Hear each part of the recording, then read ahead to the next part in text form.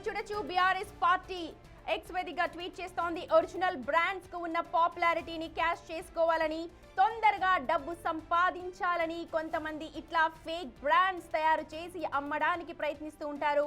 ప్రజలు ఏది ఒరిజినలో ఏది డూప్లికేటో తెలుసుకోలేనంత అమాయకులు కాదు అని అంటూ ఒక పోస్ట్ కోల్గేట్ కి సంబంధించి కావచ్చు, లేకపోతే ఇంకొక బ్రాండ్ కి సంబంధించినవి పెట్టి సోషల్ మీడియాలో ఇప్పుడు ప్రచారం చేస్తూ ఉన్నారు.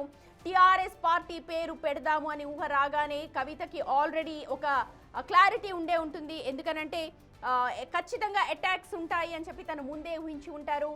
కానీ టీఆర్ఎస్ పార్టీ పెట్టడం, తెలంగాణ రాష్ట్ర సేన పార్టీ పెట్టడం వెనక ఆమె అంతరార్థం ఆల్రెడీ బహుళ ప్రాచుర్యంలో ఉంది. టీఆర్ఎస్ పేరు చాలా ఈజీగా కనెక్ట్ అవుతుంది పబ్లిక్ అని ఊహించవచ్చు. కానీ అంతే ధీటుగా ఇప్పుడు బీఆర్ఎస్ పార్టీ పెట్టిన ఒక 10 నిమిషాలకే బీఆర్ఎస్ పార్టీ అటాక్ స్టార్ట్ చేసింది. కల్వకుంట్ల కవిత పైన ఎక్స్ వేదికగా ట్వీట్ చేస్తూ ఉన్నారు.